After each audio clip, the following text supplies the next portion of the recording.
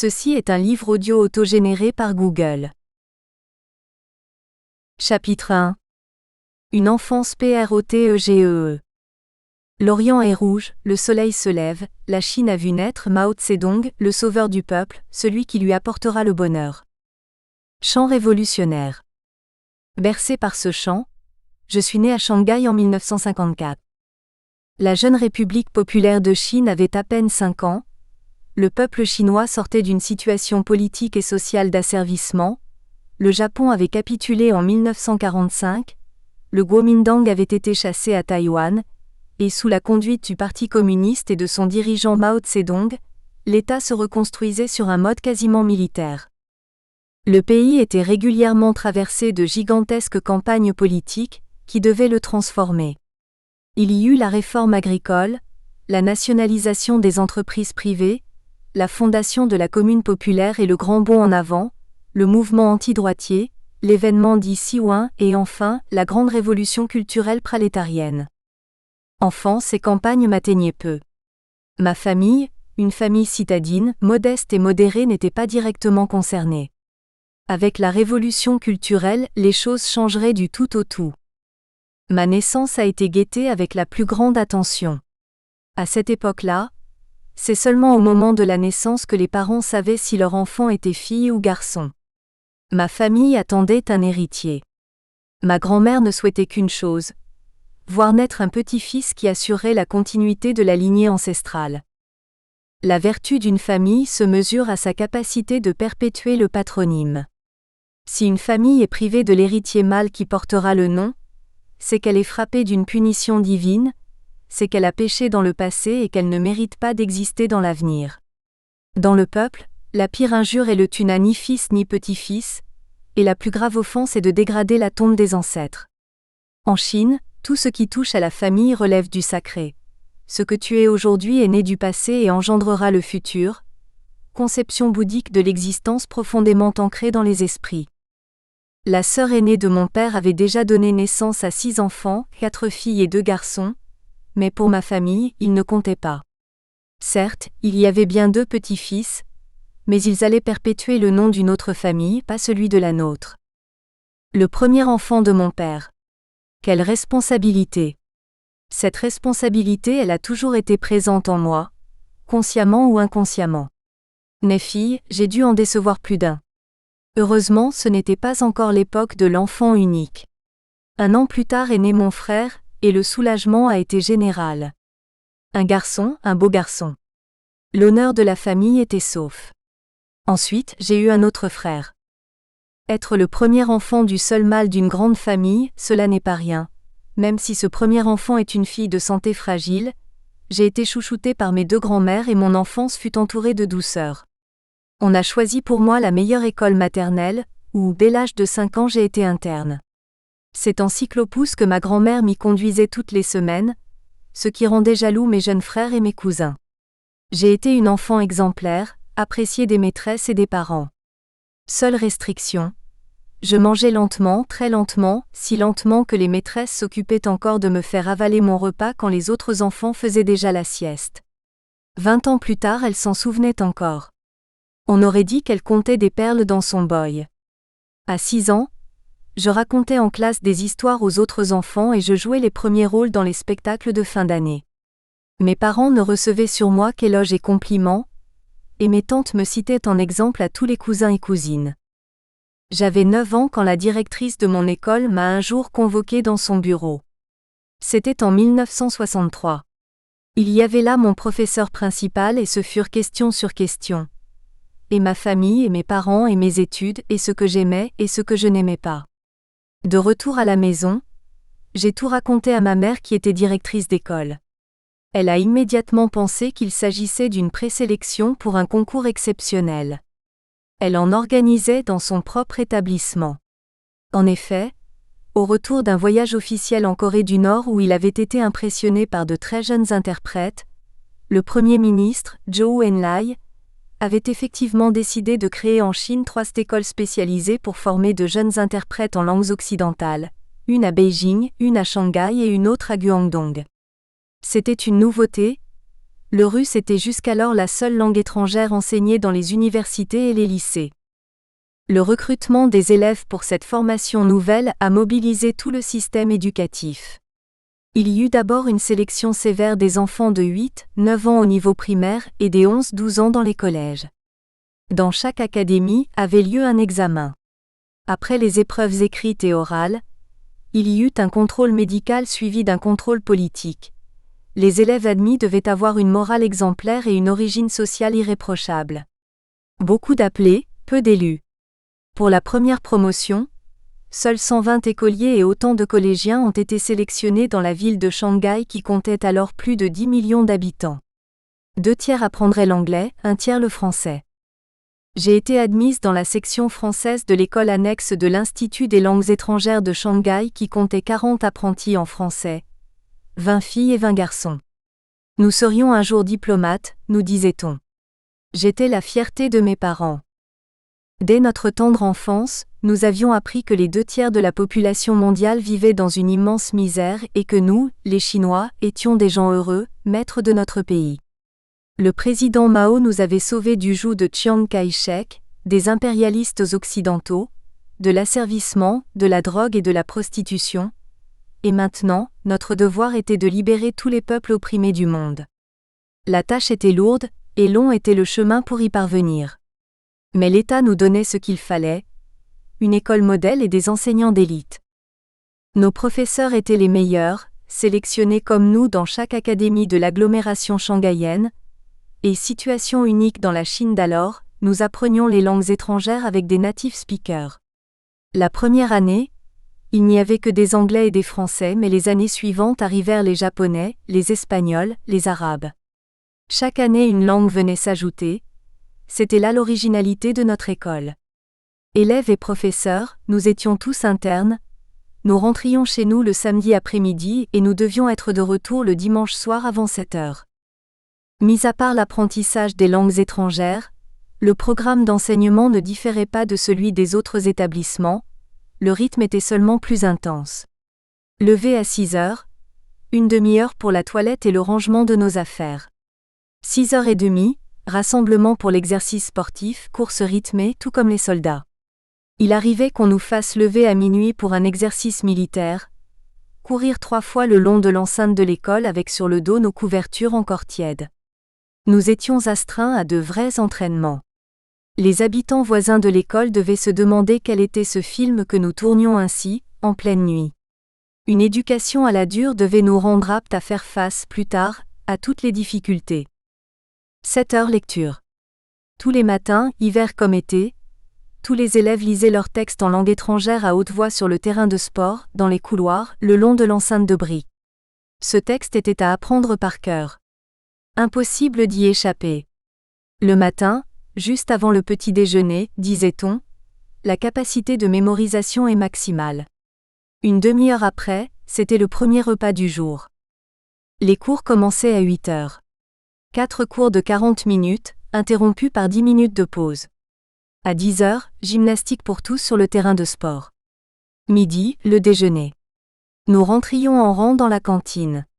Au menu, 3 plats au choix, mais pour celui qui arrivait tard, le choix pouvait être réduit à 0. Il n'avait qu'à prendre ce qui restait. Après le déjeuner, repos. Pas question de s'allonger sur le lit dans le dortoir. Nous étions assis sur les bancs, la tête dans nos bras croisés sur le pupitre. Aucun bruit, aucun geste n'était toléré, les professeurs nous surveillaient. À 9 ans, nous n'avions pas vraiment envie de faire la sieste entre midi et 13 heures, mais pas d'exception possible. Il fallait fermer les yeux et attendre la sonnerie du début des cours d'après-midi. À 16 heures débutaient les activités culturelles et sportives, chant, danse, dessin, sport. À 18 heures, le dîner, suivi d'une heure d'études. Nos professeurs nous surveillaient pendant la révision du soir, et nous aidaient si nécessaire. Une année, notre professeur principal, qui avait un grand talent de conteur, nous a fait vivre des soirées inoubliables. Nous étions tous suspendus à ses lèvres. Un jour où il avait dû s'absenter, un petit chef des élèves écrivit sur le tableau noir « Nous devons nous conduire correctement, que le professeur soit présent ou pas. » L'autodiscipline était une des premières qualités attendues de nous. À 20h, retour dans les dortoirs en rang par deux, une demi-heure de toilette. À 21h, extinction des feux. La surveillante passait et frappait à la porte si elle entendait des chuchotements. Nous étions 10 par chambre. Un chef de chambre désigné en début d'année signalait à la surveillante tout ce qui pouvait poser problème. Les lits étaient disposés 2 par 2, sur 2 rangées.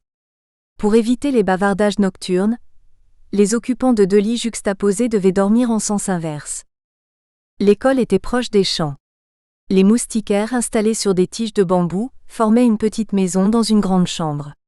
Quand les lits se touchaient, nous abaissions la nuit, les 2 pans de devant et nous relevions les pans du centre, fixés avec des pinces à linge. Les 2 lits se trouvaient ainsi en continu, et nous avions alors l'illusion de dormir dans un grand lit.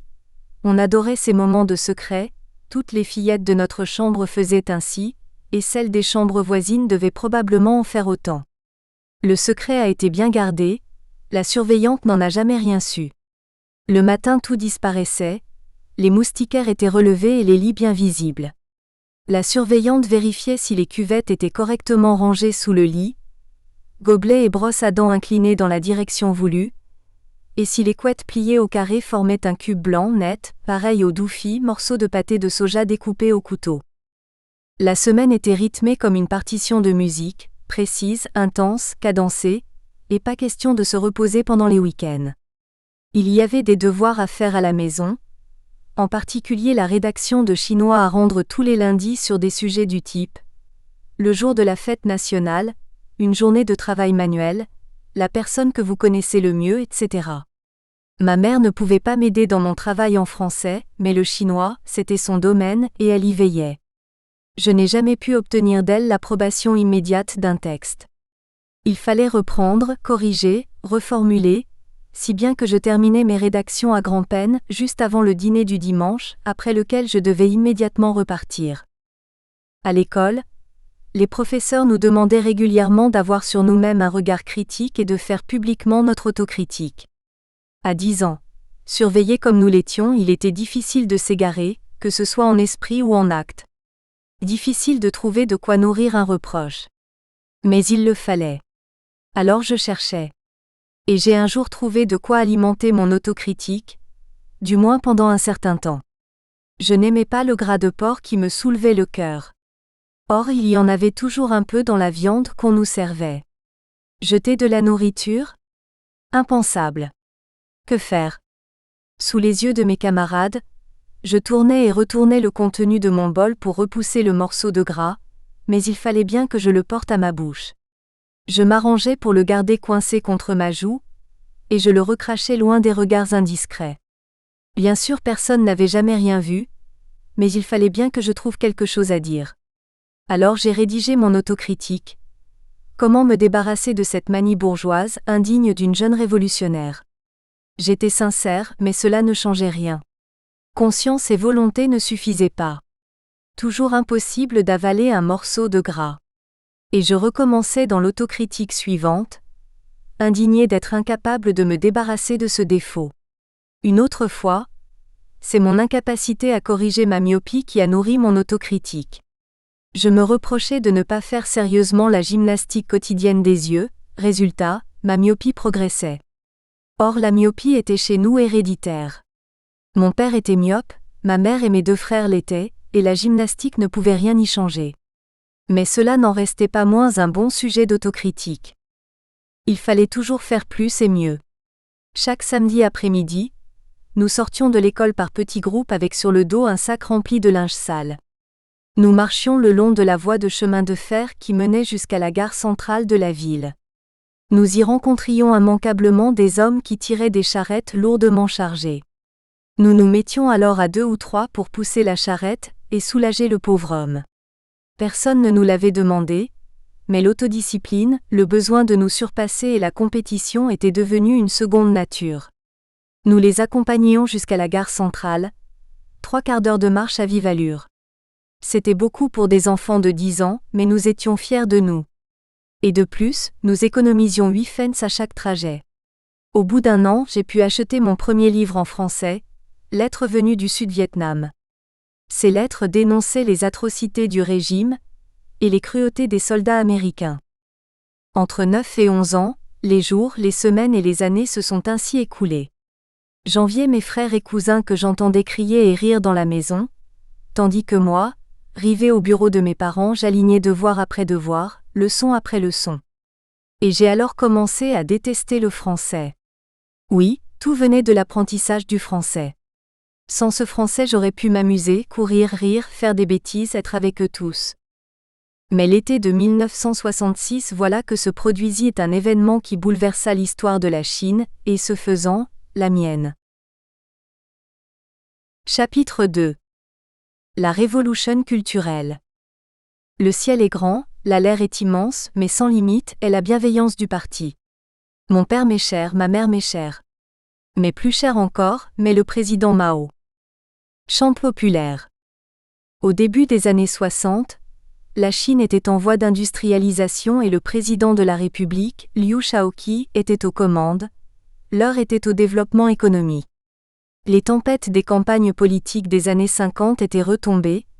Le président Mao Tse-dong, sentant, semble-t-il, le pouvoir lui échapper, décida alors d'appeler les jeunes, les futurs gardes rouges, à se dresser contre les représentants du capitalisme infiltrés au sein du PCC.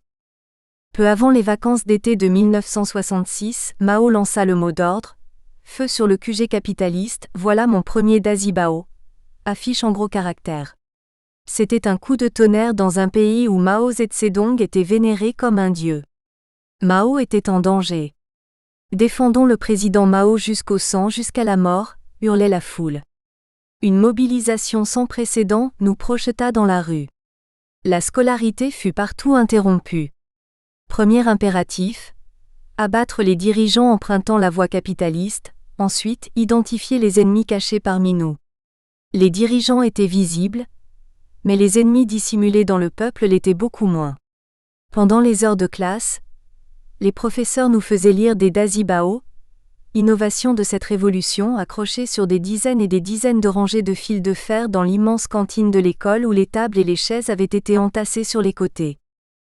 Les premières affiches de dénonciation ont été écrites par les professeurs et les lycéens eux-mêmes.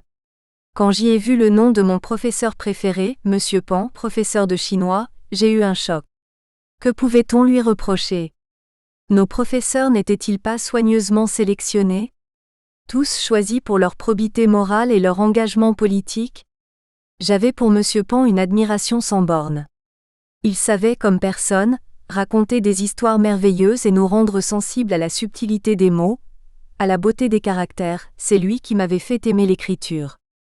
Rédaction après rédaction, il m'avait donné confiance en moi et m'avait fait rencontrer la littérature. Il lui arrivait même de lire mes textes devant toute la classe et de m'appeler « la petite critique littéraire ». L'incompréhension était totale. Il y avait aussi le nom de Mademoiselle King, notre professeure de musique. Elle était belle, jeune, elle se brossait les dents 3 fois par jour. Mais c'était là un signe de petite bourgeoise, et les critiques se sont mises à tomber comme des lames sur cette tête fragile.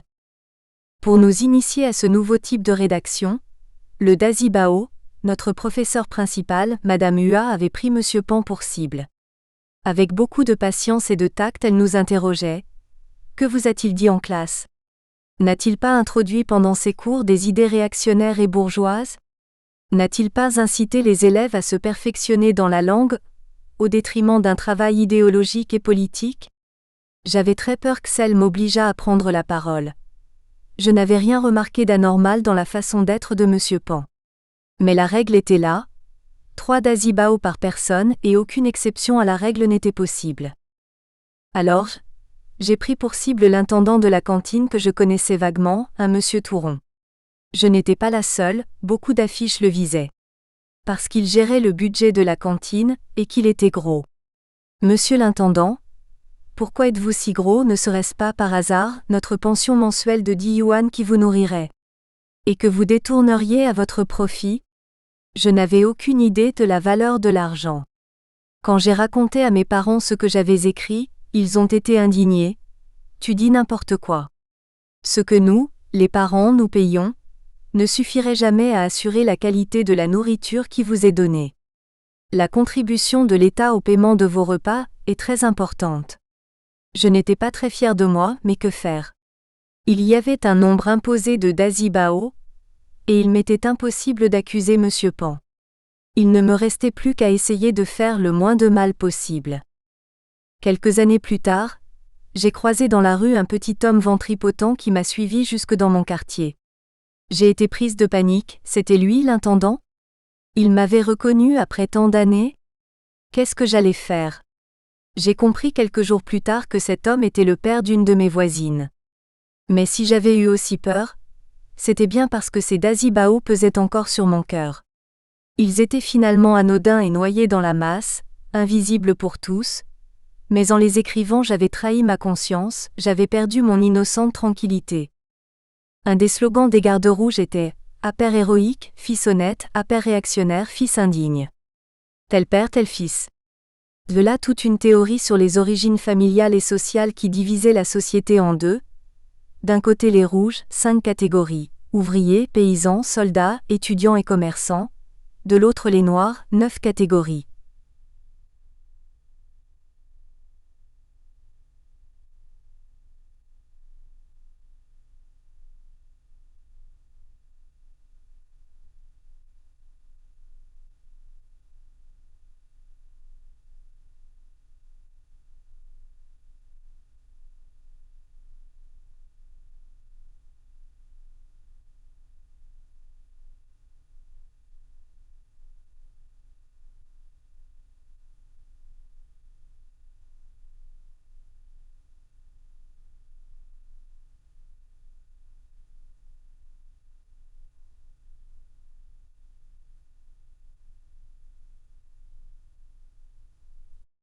L'identité politique de chacun dépendait de son origine de classe.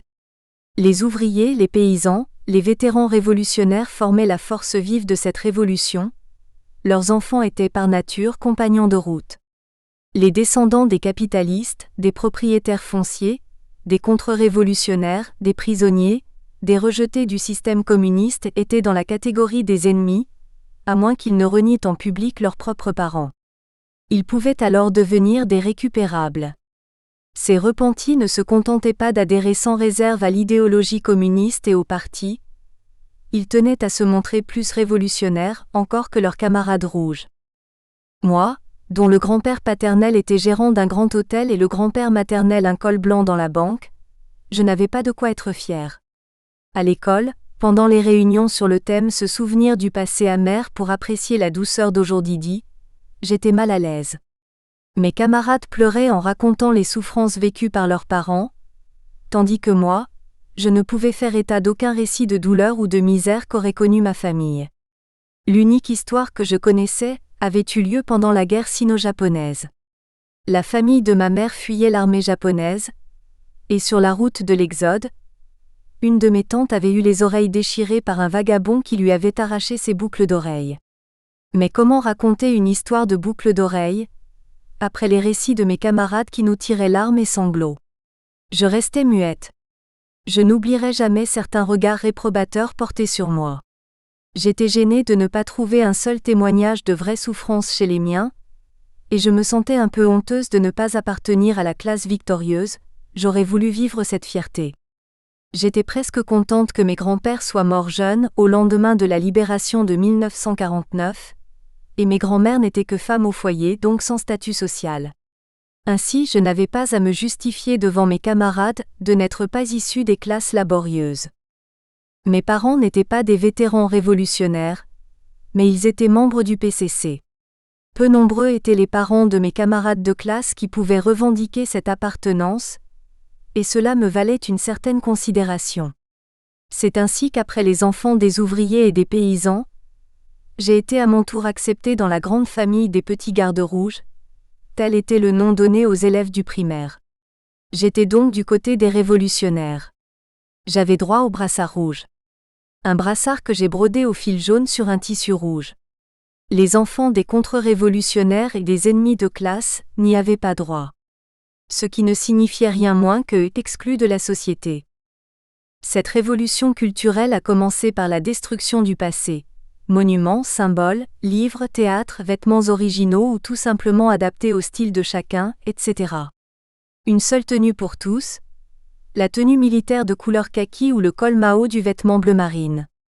Pour tout, les œuvres de Mao, de Marx, de Engels, de Lénine, le reste était déchets intellectuels. Les livres disparurent, brûlés, détruits ou cachés. Avant la révolution culturelle, il y avait au coin de ma rue un enclos délabré où, sur des étagères sommaires, s'alignaient des centaines de bandes dessinées. Les enfants du quartier se bousculaient pour y entrer.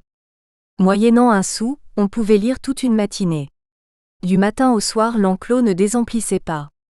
Absorbés par leur lecture. Les enfants oubliaient les heures des repas, oubliaient de rentrer chez eux. Ce paradis des enfants disparut dès le lendemain de la révolution culturelle, et quand par la suite je passais par là, j'étais à la fois triste et rêveuse. Adolescente, j'étais assoiffée de lecture, romans, nouvelles, poèmes, je lisais tout ce que je pouvais trouver. Un livre de 500 pages était dévoré en 3 jours. Quand mes héros vivaient des tragédies, je pleurais comme une feuille de palmier mouillée par la pluie. Ma grand-mère aimait à dire que j'aurais pu me nourrir de livres exclusivement. Je ne l'entendais pas quand elle m'appelait pour les repas. Mon héroïne préférée était Linda Yu, jeune fille d'une grande famille aristocratique, intelligente, rebelle, fragile et sensible comme celle qui peuple le rêve dans le pavillon rouge. J'étais sans aucun doute déjà bien avancée dans la décadence. Mon voisin m'a un jour prêté un recueil de poèmes du Hongrois Pétofi Sándor et un roman intitulé Les Matins de Shanghai. Je les ai distraitement posés sur la table de ma chambre où mon père les a vus. Ce sont des livres condamnés par les autorités, des herbes vénéneuses. À brûler. Impossible. Papa, que vais-je dire à notre voisin qui me les a prêtés? Mais mon père fut intraitable. Il devait faire ce que sa conscience lui dictait, brûler les livres condamnés. Je me sentais terriblement coupable vis-à-vis de mon voisin. Mais lui n'a pas dit un mot. Son père possédait une fabrique de chapeaux confisquée après la libération de 1949. Il avait donc une origine familiale douteuse. Il n'allait pas risquer de s'attirer des ennuis, et surtout pas pour un livre. Un jour j'ai osé. Père, vous faites la chasse aux livres qui pourraient nous corrompre, mais dans votre bibliothèque, il y en a au moins un qui, me semble-t-il, fait état d'une corruption bien plus avancée que celle évoquée dans n'importe lequel de mes livres. Comment ça, un livre pervers dans ma bibliothèque?